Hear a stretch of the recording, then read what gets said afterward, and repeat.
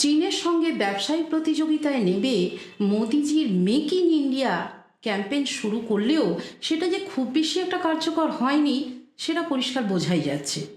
আর সেই কারণেই হয়তো সরকার এটা ভালোভাবেই বুঝে গেছে ভবিষ্যৎ প্রজন্মের যেসব সেক্টরগুলো দেশকে এগিয়ে নিয়ে যেতে সাহায্য করবে সেগুলো ভারতে আনা সম্ভবপর নয়। সরকারি পয়সায় কিছু কোম্পানি 10 মিনিটের ডেলিভারি দিয়েই খুশি হয়ে যাচ্ছে।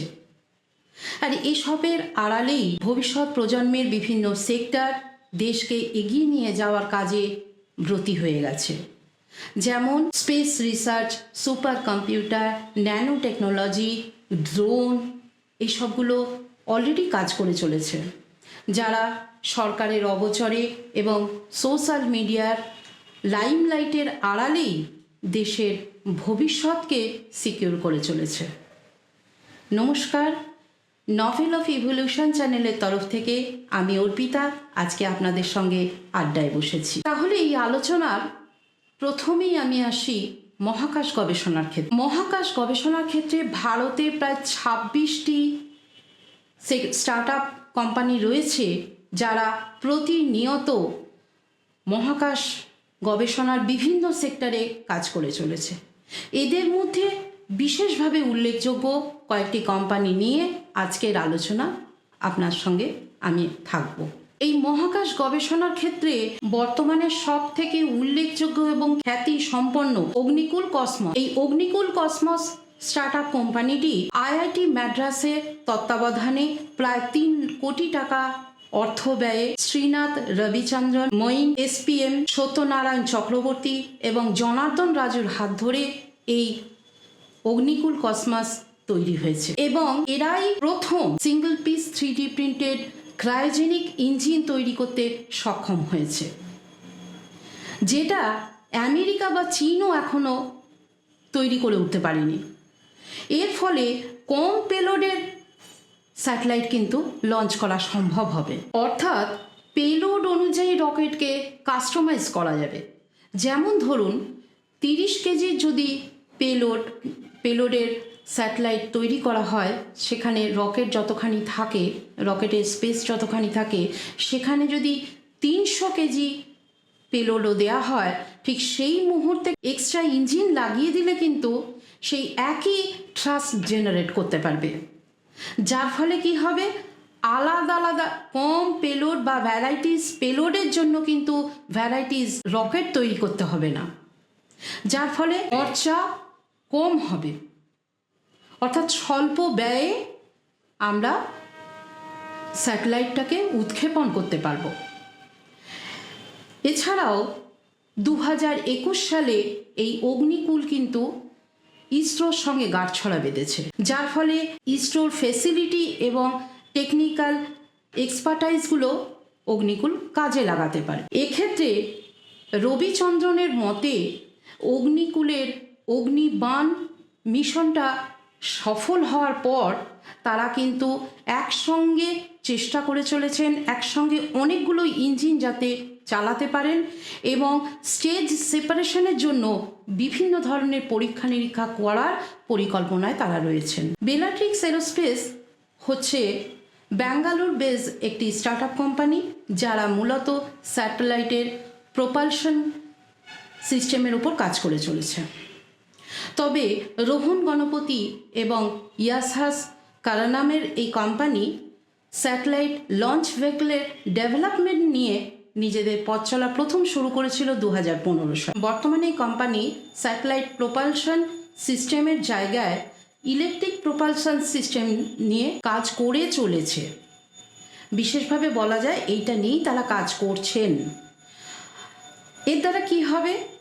এর দ্বারা যেটা সম্ভবপর হবে, স্যাটেলাইট চালানোর জন্য যে এতদিন ধরে যে জ্বালানির প্রয়োজন হতো সেই জ্বালানিটা বন্ধ হবে, অর্থাৎ কম খরচে ভবিষ্যতে যে সমস্ত স্পেস মিশন চালু হবে বা ভবিষ্যতে হতে চলেছে সেগুলো কম অর্থ ব্যয় এবং সম্পূর্ণ দক্ষতার সঙ্গে কাজ করা যাবে।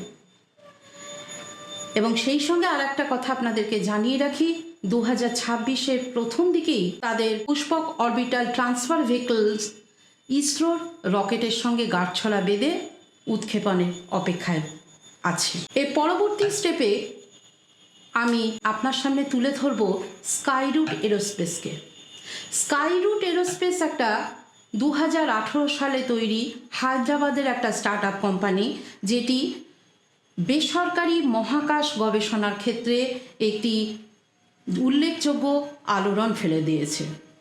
তাদের মেন ট্যাগলাইন হচ্ছে ওপেনিং স্পেস ফর অল, এবং এই কোম্পানি 2022 সালের 11ই মে এই স্টার্ট আপ কোম্পানিটি ন্যাশনাল টেকনোলজি ডেতে 2022 একটি জাতীয় পুরস্কারে পুরস্কৃত হয়েছিল। ক্ষুদ্র স্যাটেলাইট লঞ্চ ভেহিকল মার্কেটে cryogenic liquid and solid propulsion technology ব্যবহারের জন্যই এই স্টার্ট আপ কোম্পানিটি পুরস্কৃত হয়েছিল, এবং এটি এখন সবথেকে বড় এবং বেসরকারি মহাকাশ গবেষণা সংস্থা হয়ে উঠেছে। 2022 সালের 18ই নভেম্বর এই স্কাইরুটের প্রথম সঞ্চালন হয়েছিল।